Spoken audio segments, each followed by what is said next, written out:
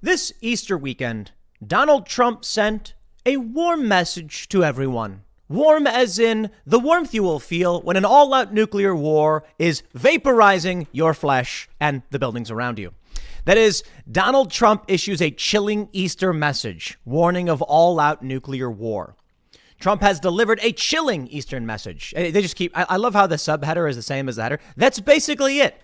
Donald Trump tweeted World War III. Now, I don't know exactly what he was thinking or why he did, but thank you, Donald Trump, for reminding us that we stand on the edge of oblivion. And there's a handful of stories that are coming out that have me particularly worried. First, it is this story from ABC News. China military ready to fight after drills near Taiwan. China's military has declared it is ready to fight after completing 3 days of large-scale combat exercises around Taiwan that simulated sealing off the island in response to the Taiwanese president's trip to the U.S. last week. Okay. Well, there's an even bigger story that's happening right now, and that is the leaking of documents from the Pentagon as it pertains to the war in Ukraine. And lo, my friends, what does this information bring? It appears that Russia is winning. Surprise, surprise. The narrative from the West has consistently been that the U.S., that the West, that NATO has been succeeding. If these documents are legitimate, it calls all of that into question. Which is interesting because we've had people on Timcast IRL say things like Russia's getting completely obliterated. Not according to these documents. According to these documents that are being leaked, it appears that Russia has suffered only around 10%, less than 10%, of the casualties they claimed Russia has actually suffered. Interesting. And why might that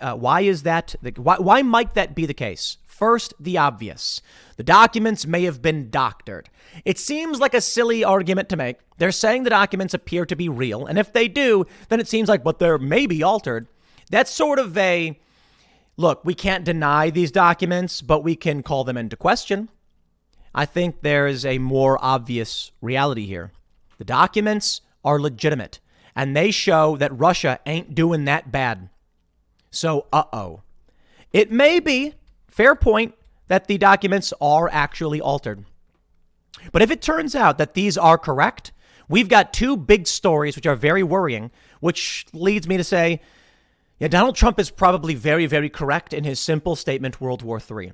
And that is to say that China is gearing up for a fight. Russia ain't doing bad. Ukraine's about to lose. And we are dumping so much into this, we will be entering, if not we've already have entered, World War III.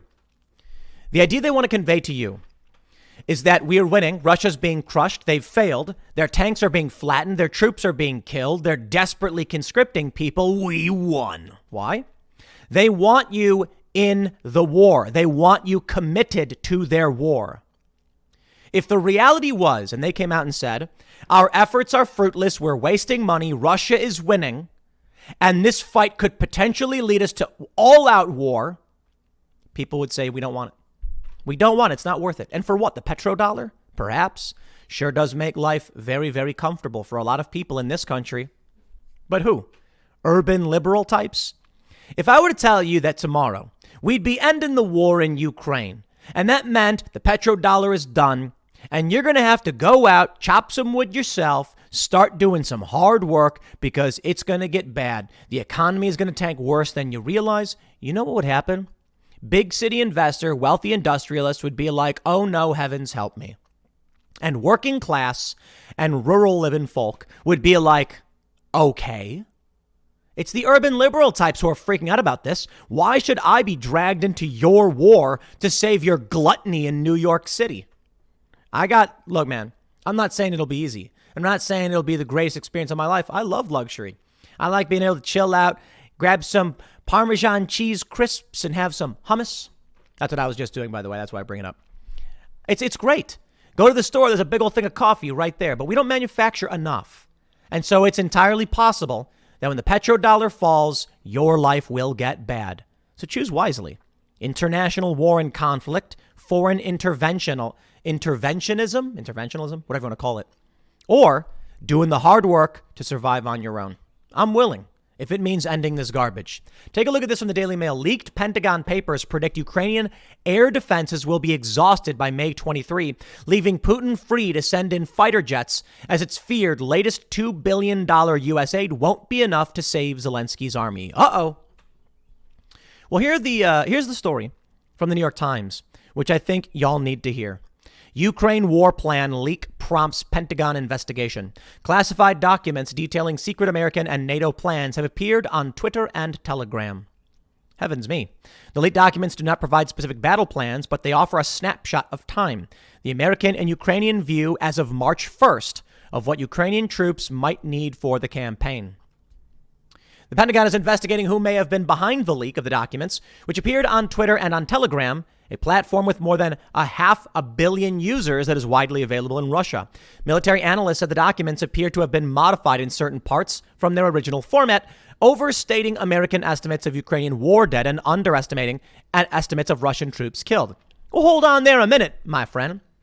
What they're basically saying is the data in these leaks don't align with what the government tells the American people. Therefore, they must have been modified in some way.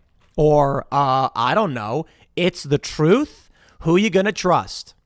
Now, look, if this leak came from Russia, then they're going to lie. And so it may be lies. I don't know, man. I can only tell you this. All of it is propaganda, either pro or anti-Russia. Check this out. One of the slides said 16,000 to 17,500 Russian soldiers had been killed, while Ukraine has suffered as many as 71,500 troop deaths. The Pentagon and other analysts have estimated that Russia has suffered far more casualties, with closer to 200,000 killed and injured, while Ukraine has had more than 100,000 killed and injured. I'm just gonna play this. Let's play the game. Okay. First, yes, entirely possible. Somehow Russia got access to these documents, manipulated them because they want to sow distrust. I don't care. I don't think we should be supporting Ukraine in this war anyway. I like Ukraine. It's an amazing country. I like the people there. They got problems with corruption, but it really is a beautiful place with good people. Okay, and I wish for them the best. But you're not going to explain. You're never going to be able to come to me short of some apocalyptic comic book villain reason. You're never going to get me to say, yes, we should have people in Ukraine and weapons and armaments and be sending more. Sorry, the UK is sending depleted uranium tank busters. Not interested in that fight. Russia, of course, is fighting on their border. But now let's talk about what makes sense. A document gets leaked. It comes from the Pentagon. Maybe it wasn't Russia. It says only 16 to 17,500 Russian troops dead and 71,500 Ukrainian dead. So interesting. Let's break this down. The official numbers that we have is that Ukraine has more than 100,000 killed. Interesting. That's more than what this document claims. If Russia modified it, why would they lower the amount of Ukrainians killed? Wouldn't they want to make it seem like Ukraine's losing badly? Let's take a look at this. 200,000 Russians casualties. So not necessarily, killed or whatever. I think that's an important distinction. They're saying casualties. Casualties could mean injury and capture. But let's just say they're referring to killing because that's the context of the conversation. You mean to tell me that Russia, I get it, they may not be nearly as powerful as we are, but Russia losing to Ukraine? Spare me. Now, don't get me wrong, NATO's definitely involved, so okay, fine. But let's talk about the reality here. Why would this leaked document have a lower number of Ukraine troop deaths if Russia had modified this? Russia is going to lower the number? Makes no sense. But if it was true that the U.S. is lying, why would they make it seem like Ukraine has had more deaths? Isn't it obvious? The U.S., Western powers, and intelligence want it to seem like Ukraine needs us and they need your help. So they make the death number a little bit higher. And then they make the Russian death count much, much higher. So they say, see, look, we're losing a lot of people. We need your support. They say, look, Russia's lost more. It makes sense. I do want to point out the heavy manipulation the New York Times is engaging in, though, because this is what you need to understand. And I wonder, I really do. I'm like, is the media giving you this context? Take a look at this. The words they use are very important. One slide says 16K to 17.5K Russian troops had been killed, while Ukraine suffered as many as 71,500 troop deaths. Killed and deaths. They then say the Pentagon and other analysts have estimated that Russia has suffered far more casualties. What's a casualty? It could mean injured, captured, or killed. They say with closer to 200,000. Are they basically saying they've injured a bunch of Russian soldiers? Well, Ukraine has had more than 100,000 killed and injured. Okay, well, hold on a minute. What's going on here, New York Times? These numbers could be perfectly in line. You see, that's the game they play. Russia suffers 200,000 casualties. Yeah, and 82,500 are actually just like, ankle injuries, and guy sprayed his ankle, and like one guy, he got a shrapnel in his arm, and they're all fine. They're all still fighting, but those count. So we're going to put them in the books. That could be it. Propaganda. When they say casualty, most people assume death. That's the manipulation that we are seeing. But let's be real. Leaked Pentagon papers predict Ukrainian air defense will be exhausted by May 23rd. The $2 billion the U.S. sending ain't enough. Don't be surprised if it is never enough and it only gets worse. With China gearing up for war, my friends, we may be staring down the barrel of, say it, Donald Trump, World War III. But don't take it from Trump. Didn't the Pope already say it? I love how they make this full news story about Donald Trump truthing just the words World War III. Okay. He did say, however, before, this could very well lead under the Biden administration's leadership to an all-out nuclear World War III. Can't happen. What? We're not very far away from it, believe it or not. Interesting. Russia wants to move nukes into northern Belarus. I believe he is going to do this. And this means we may be, as I stated, staring down that barrel. Why? I don't know what kind of nukes he would use, but I believe he would. And it's funny when people say he would never use nuclear weapons. Why not? And that's because people, man, I was hanging out with the boys over at the Lodge Card Club. Cool place, by the way, in Austin. And we were talking politics because it's apparently allowed there. And I said, the problem with everything going on is that people believe the world is like a movie. When they watch a movie about nuclear war, it's like Russian President Blorovich has launched the nukes. And it shows the president be like, fire the nukes. And then they press a button and then a bunch of ICBMs fly. In movies, it's all ICBMs. In movies, guns sound very, very different. Movies are not real life. People don't get it.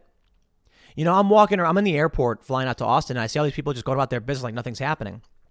And I thought to myself, maybe it's not as bad as I think it is. Maybe there's some political instability, but regular people are getting by.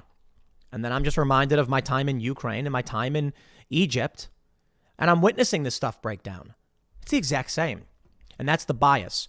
The average person goes to the card club, and they're like, everything's fine to me. And then I'm like, dude, ignorance may be bliss, but the world may still be burning down around you. We may not be paying attention to all this stuff, but it's clearly here in front of our faces. Now, I think it's fair to point out that it's always here in some fashion. Throughout my entire life, I am now 37, there's always been some crisis.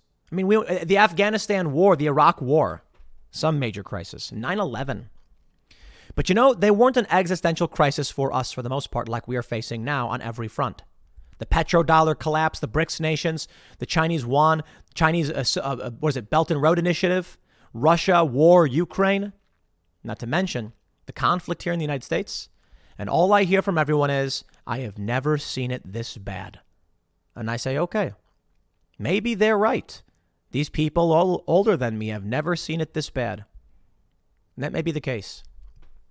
So I don't know what to tell you. I don't know what we'll see. But it looks like we're on track for something dark.